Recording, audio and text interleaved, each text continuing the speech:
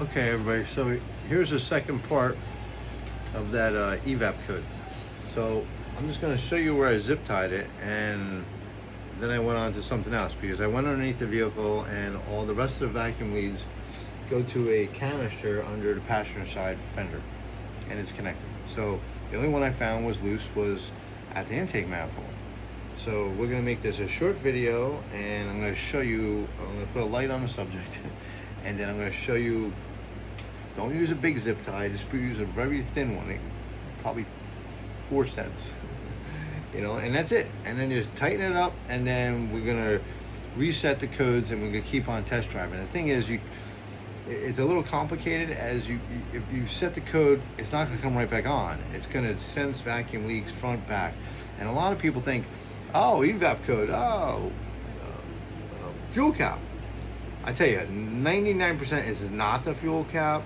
But we might go get one. We're gonna try the obvious first before we just start replacing parts, because you could actually test your vacuum. You could actually test your fuel cap. I don't know. I think maybe I can go to Advance Auto and I can give them the cap. I don't know. I gotta figure that one out. I think I've seen it though. So let me show you what I did. I gotta get a light on it first. And it was a really simple fix so far. So I'm going to show you down this way. It's really hard to see right here. If you can see the end of my pointer, there's I just added a small zip tie right there. That's it. I'm just going to go a little back and forth because I really can't see what's going on.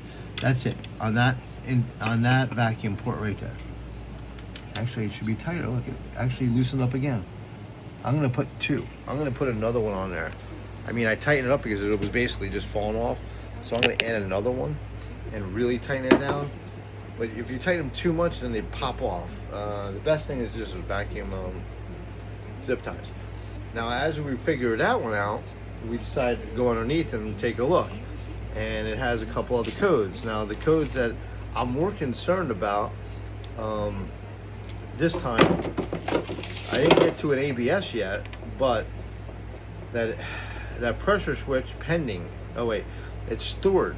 So that means if it's stored, it's solid. That means you got to fix it. So that one I think is fixed. We're just gonna put one more zip tie and tighten it really down good.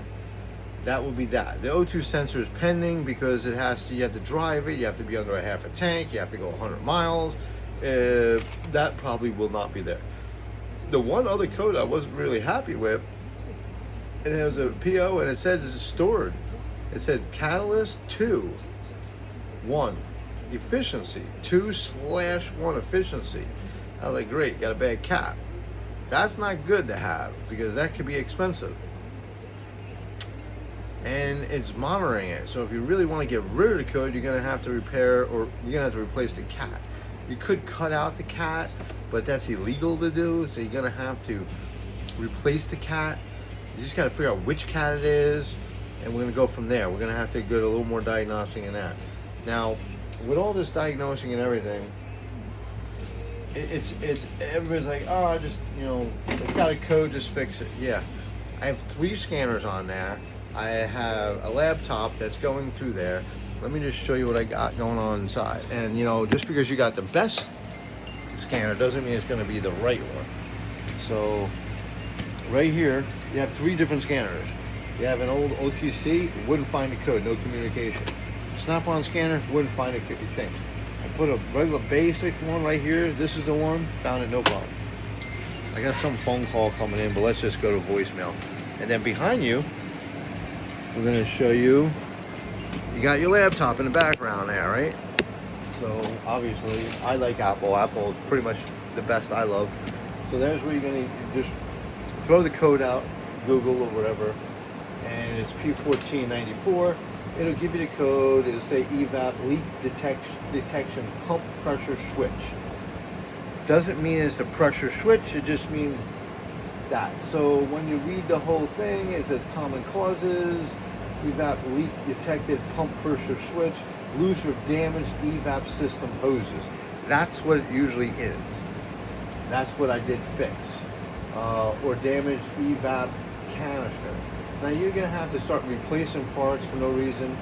It says common causes, leak detected, pump pressure switch, loose or damaged evap hoses, cracked or damaged evap canister. So then you're gonna have to do a drive test after this. So that we're gonna end up there for the evap, and then I'm gonna keep on watching because I was more worried about the ABS sensor, and you keep watching, and it was so easy to find. I was like, I'm just looking, just look, bring the vehicle up, looking for the evap code. I didn't really see anything. We do, I might throw a gas cap on it. It's so cheap.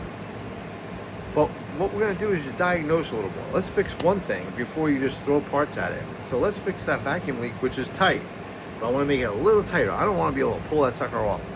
Any little vacuum leak, and see, that's why you need that test. You put that test in there, and I think you can see. So you'd be like, you put a little pressure in there, and if it drops down, obviously it's somewhere. So if you put a smoke in there, you're gonna look for the smoke. And you got detectors that can find the smoke, they're gonna find it. So you're gonna have to be a really, really good shop, or me. And what we're gonna do is without diagnosing equipment. So we're just gonna get that, and we're gonna try that. So keep on watching, and I'm gonna show you the ABS, what I found, and we'll go from there. Let me get rid of this ad. All right, everybody, see ya.